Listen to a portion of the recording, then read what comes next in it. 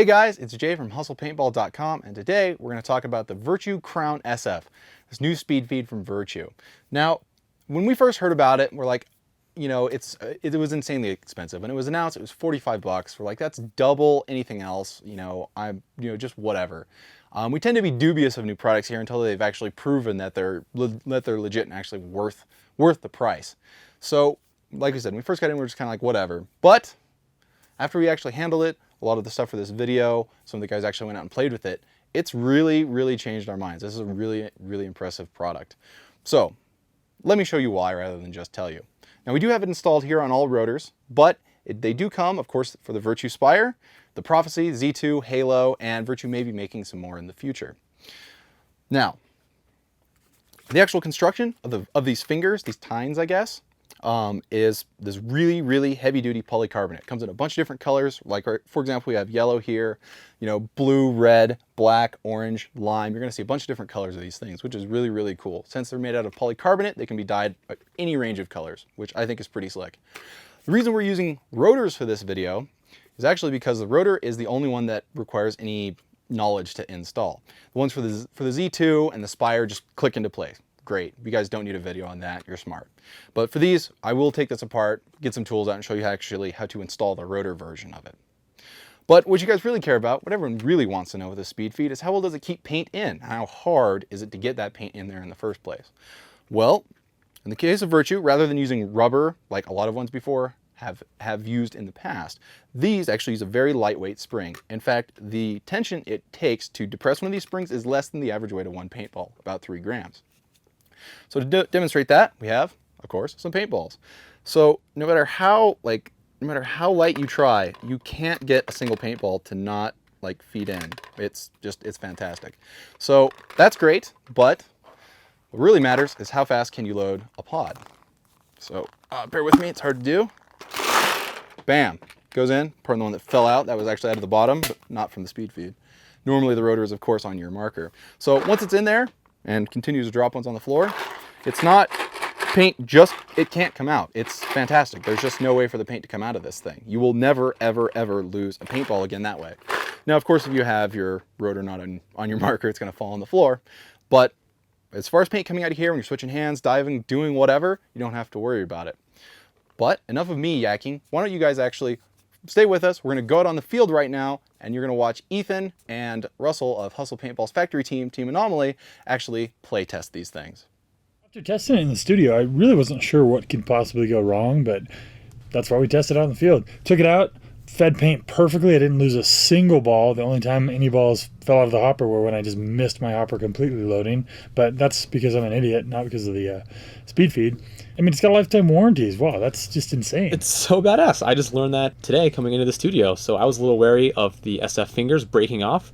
But hey, for whatever reason, if they do, Virtue's got you backed up with a lifetime warranty. So that's just very nice to know. Worry-free while you're playing. As you kind of said earlier, you can be gentle with the paint.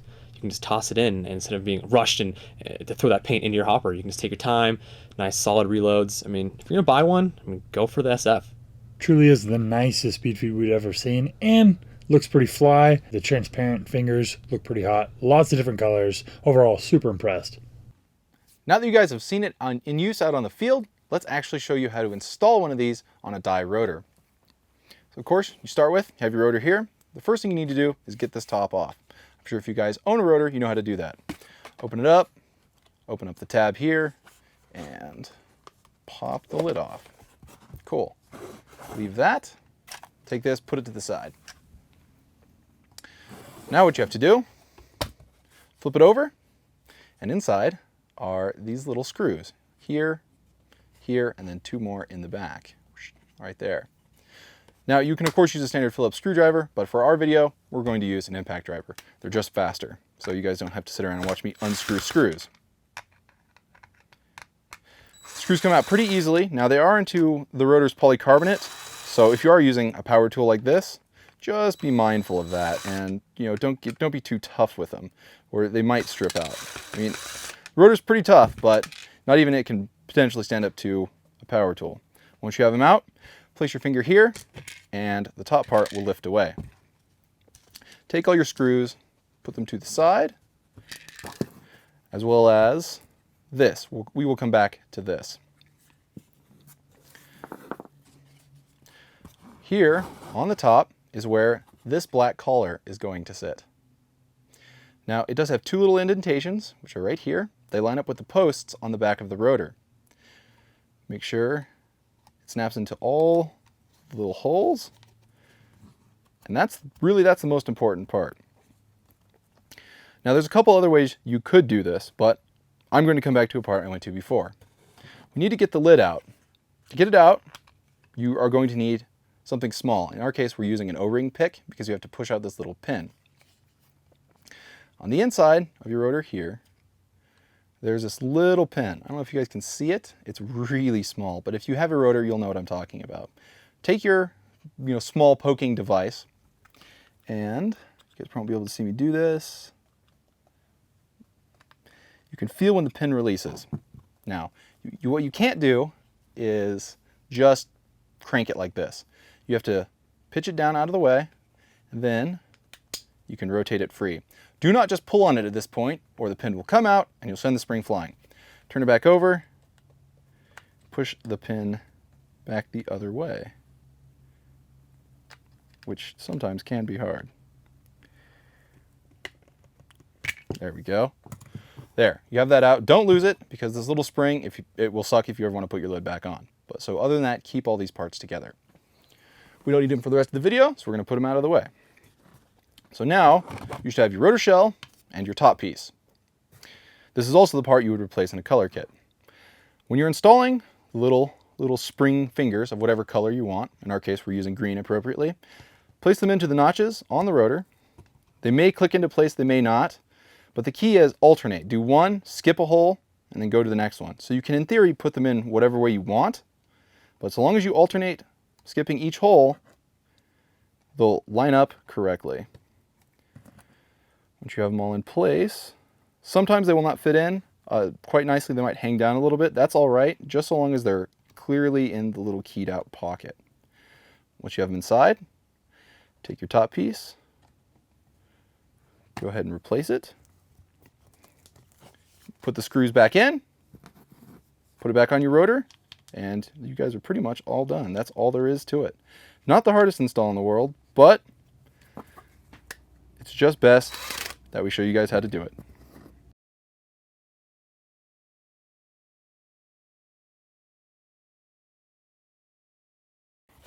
Once you have that back installed, pop the top halves of your rotor together, lock it down, and there you go. You have a Virtue CrownSF installed on your rotor. A $45 speed feed. You know, just a few months ago, I would have thought that was crazy. But after doing this review, seeing how it actually performs, and hopefully you guys have come to the same conclusion, I actually think the $45 price is justified. Just for the color options, all the different hoppers it'll fit on, and with all that being said, you'll never lose paint again. I've never seen a speed feed that'll do that. Even the ones that we've used forever, even they will still lose a little bit of paint. These just don't. So losing paint is a thing of the past if you have a CrownSF. So with that being said, guys, you can of course get the Virtue Crown, die rotor, any of the other paintball products you saw in this video at hustlepaintball.com. And if you have a suggestion for our next video, hit us up at videos@hustlepaintball.com. Of course, go like us on Facebook. Myself and Eric are on there all the time, as well as on Twitter. Make sure you follow us there. Those are two very good ways to interact with us here at Hustle Paintball. And of course, last but not least, pbriot.com. It's a great forum. There's a lot of good people on there, including all of the Hustle staff. They can answer your questions, just hang out, talk shop about whatever.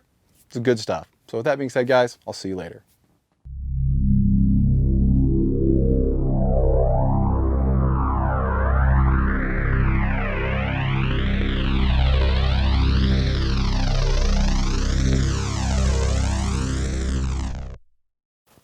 Take Take the Take Where's Thunder the elephant?